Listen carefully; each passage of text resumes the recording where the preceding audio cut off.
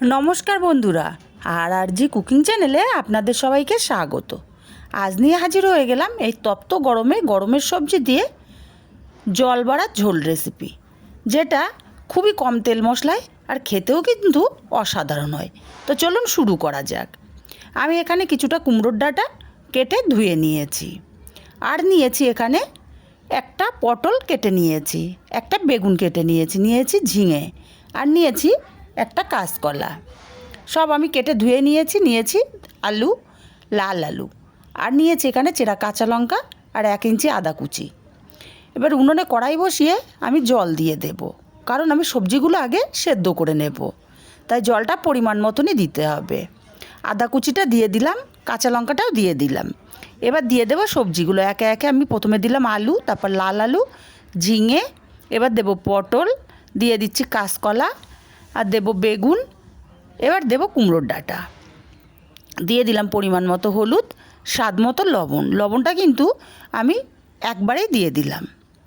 নেড়ে চেড়ে দেব, লবণ হলুদটা ভালো করে মিশিয়ে নেব।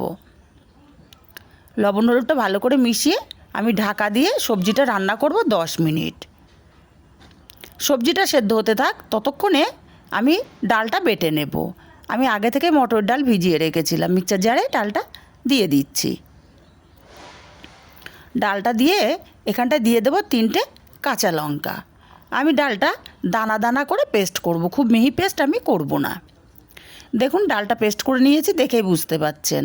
ডালটা একটা বাটিতে ঢেলে নিলাম, দিয়ে দিচ্ছি স্বাদ মতো লবণ, 1/2 চামচ মতো হলুদ গুঁড়ো, আর সামান্য কয়েক দানা চিনি। ডালটা খুব ভালো করে মেখে নেব। এইভাবে রান্না করে দেখবেন, খেতে কিন্তু অসাধারণ হয়। আর এই এত গরমে শরীরটাও কিন্তু ঠান্ডা থাকে, পেটেরও কোনো প্রবলেম হয় না। ডালটা মাখিয়ে নিলাম, দেখি সবজিটা কতদূর সেদ্ধ হলো। ঢাকনাটা খুলে নেব, দেখে নেব আমার আলু সবজি কতটা সেদ্ধ হলো।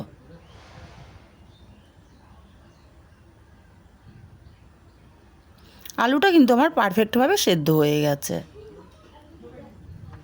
এবার যে ডালটা আমি বেটে রেখেছি, সেই ডাল থেকে আমি ছোট্ট ছোট্ট করে বড়াগুলো দেব। আর এই মুহূর্তে কিন্তু আমি উনুনের আঁচটা একদম কমিয়ে রেখেছি। ছোট ছোট করে বড়াগুলো দেওয়ার কারণে কিন্তু বড়ার পরিমাণ অনেকটাই বেশি হবে। আপনারা আপনাদের পছন্দ মতন সাইজ দেবেন। এবার বড়াটা দিয়ে আমি সাথে সাথে নাড়বো না, মিনিট 3 পরে আমি নেড়ে দিচ্ছি। দিয়ে আমি আরও মিনিট 2-3 রান্না করে নেব। সাথে সাথে নাড়লে বড়াগুলো ভেঙে যাবে। এবার উনুনের আগুনটা বাড়িয়ে দিয়ে আমি আরও 2-3 মিনিট রান্না করে নেব। মিনিট 3 আমি রান্না করে নিয়েছি। এবার আমি নেড়ে চেড়ে এটা ঢেলে নেব।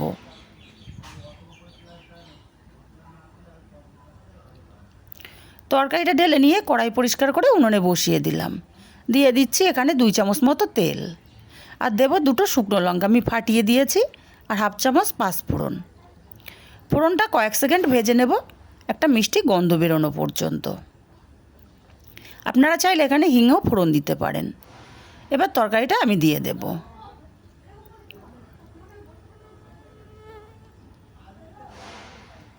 নেড়ে চেড়ে দিয়ে আমি ফুটতে দেব তরকারিটা। মিনিট 2 ফুটিয়ে নিয়ে আমি এখানটায় 1 চামচ চিনি দিয়ে দিচ্ছি। যেহেতু নিরামিষ তরকারি, মিষ্টিটা অবশ্যই দেবেন, তাহলে কিন্তু খেতে অসাধারণ হয়। এবার মিনিট 5 ফুটিয়ে নেব তরকারিটা।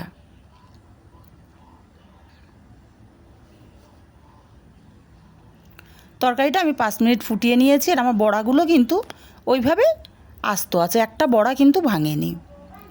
নেড়ে চেড়ে নিয়ে নামানোর আগে কোনো মশলাই তো আমি দিইনি, তাই একটু ভাজা জিরের গুঁড়ো দিয়ে দিচ্ছি 1/2 চামচ পরিমাণে।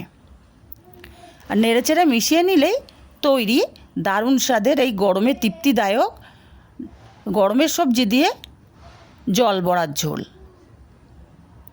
তা রেসিপিটা কেমন লাগলো কমেন্ট করে জানাতে ভুলবেন না। ভালো লাগলে লাইক কমেন্ট করবেন।